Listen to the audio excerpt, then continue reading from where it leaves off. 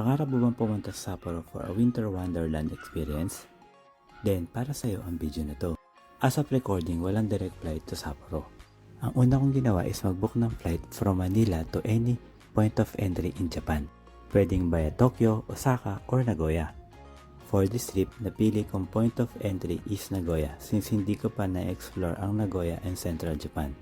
Piece of fare ng Cebu Pacific ang nakuha kong ticket for Nagoya trip. Bale, 4,490.98 ang pamasahe ko to Nagoya. Ang next ko naman binook isang domestic flight to Sapporo. Ana ang airline ko papunta ng Sapporo at Airdo naman ang pabalik ng Nagoya. Bali, 12,039.50 ang round trip domestic ticket ko. Pagdating sa Sapporo Airport, sasakay lang tayo ng train papunta sa Sapporo Station. Less than 1 hour lang ang biyahe from airport to Sapporo Station. Pagdating sa Sapporo Station, magta-transfer lang tayo sa subway station para makapunta sa ating hotel.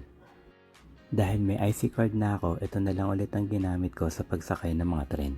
Wala ka pang IC card, pwede ka naman bumili ng tickets sa train station or pwede ka din bumili ng reserved seat para nakaupo ka sa tren.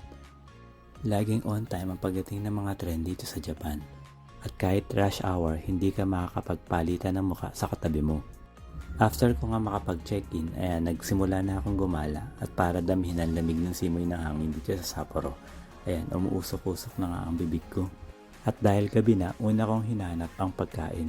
At dahil na-miss ko to, dito ako unang pumunta sa Ichiran Ramen.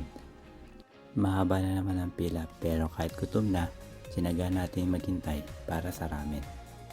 Grabe, sobrang sarap ng ramen talaga ng Ichiran. After ko kumain ng Ichiran, namasyal na ako dito sa may Susukino. Parang may Shibuya vibe tong lugar na to. And first time ko din makita yung kanilang streetcar. And then after na